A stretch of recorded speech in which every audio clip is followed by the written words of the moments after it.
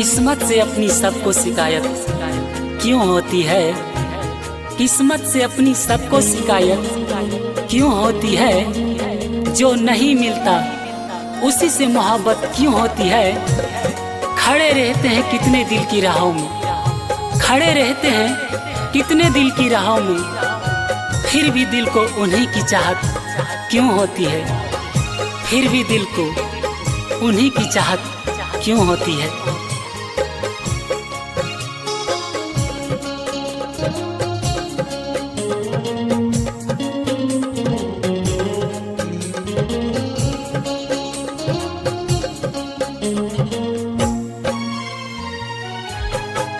कई साल लगल तोहसे दिल लगावे में, कई साल लगल तोहसे दिल लगावे में, कि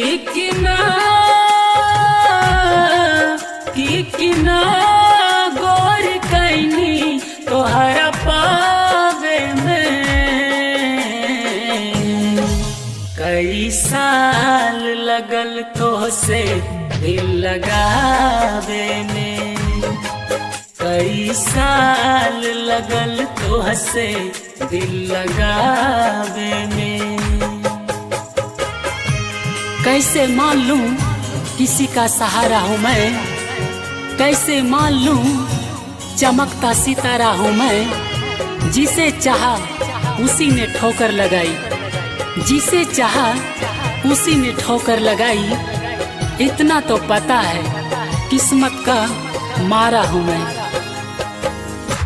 प्यार मोहब्बत दिल में जख्म बहुत देला, जकरा के दिल से चाहनी तोहे ना मिलेला। प्यार मोहब्बत दिल में जख्म बहुत देला, जकरा के दिल से चाहनी तोहे ना मिलेला। सुख चैन हम गवैनी प्यार पावे में।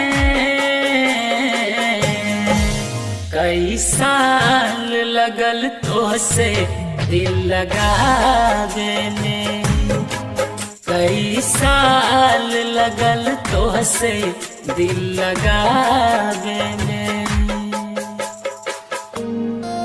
पास आके सभी दूर चले जाते हैं, पास आके सभी दूर चले जाते हैं। हम अकेले थे अकेले रह जाते हैं। दिल का दर्द किसे दिखाएं, दिल का दर्द किसे दिखाएं। मरहम लगाने वाले ही जख्म दिए जाते हैं, मरहम लगाने वाले ही जख्म दिए जाते हैं।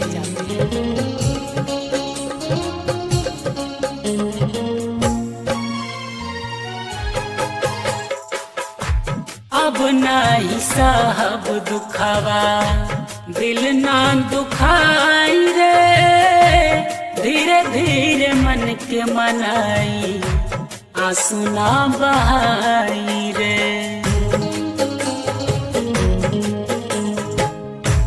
अब नहीं साहब दुखावा दिल ना दुखाई रे, धीरे धीरे मन के मनाई आंसू ना बहाई रे। बड़ा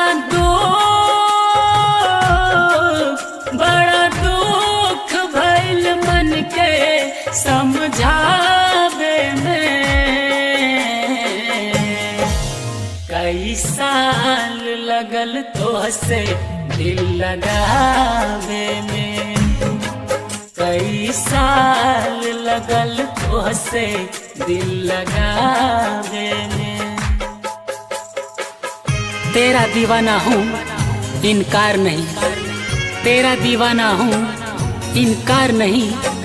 कैसे कह दूँ तुमसे प्यार नहीं। कुछ शरारत तुम्हारी भी है, कुछ शरारत तुम्हारी भी है सनम, अकेले तो मैं गुनहगार नहीं।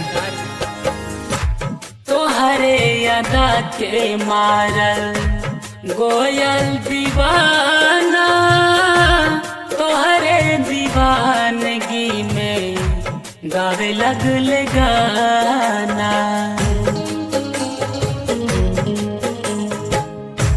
तोहरे अदा के मारल गोयल दीवाना, तोहरे दीवानगी में गावे लगले गाना। बड़ा देर भइल तोहरा ई बतावे में, कई साल लगल तोहसे दिल लगावे में, कई साल लगल तोहसे दिल लगावे में।